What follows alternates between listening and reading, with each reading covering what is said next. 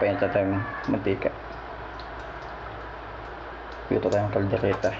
Is na patatas, bundo ang lagay ko. Yan o. Gabi. Yan. Itong carrots guys, rupituhin lang natin itong dalawa. Yan. Okay. Alam nyo ba bakit pinipirito ito? Para matagal na panis yung pan natin.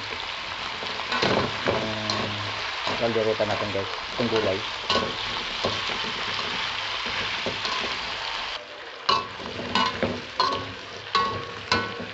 Set aside lang natin yan guys. Kunti lang nilagay ko guys. Side na rin natin ito guys.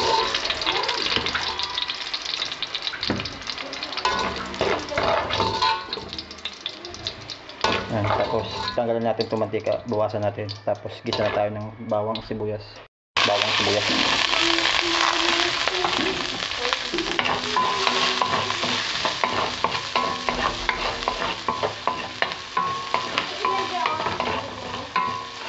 Ito ng baboy natin.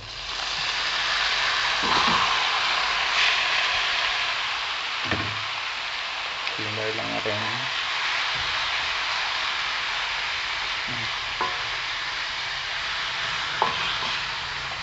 Simmer na 15 minutes. Ako natin ilalagay natin sa ating kaldereta. Rino. Green peas. Pickles. Ito. Lagay tayo ng pasas. Konting tomato paste, pampapula. Saka itong kaldereta sauce. Peanut butter. Bell pepper. Yan. Tsaka paminta. Tsaka pork cubes, optional. Tsaka konting asin guys. Tapos yung natin, bundo at yung patatas. Siyempre.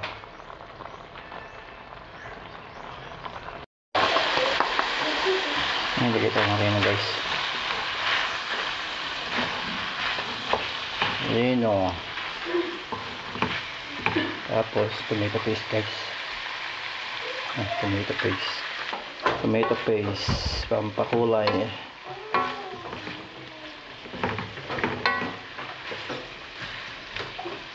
Lagyan natin ng tubig.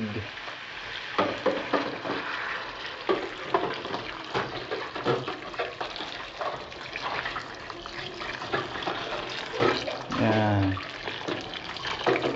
Natin guys, mga 30 minutes. Yan. Carrots at itong gabi. Yan. Yan na natin ito at pickles. Lagyan na rin natin itong ating peanut butter. Yan yung peanut butter natin guys. Lagyan na natin.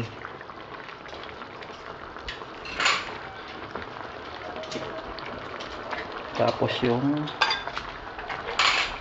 ketchup.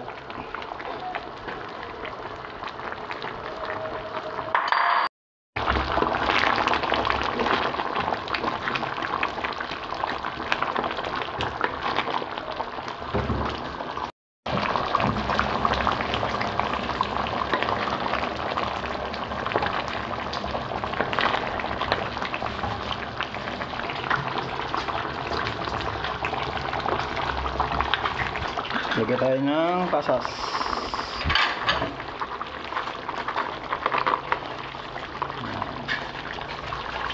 Pampinala natin guys.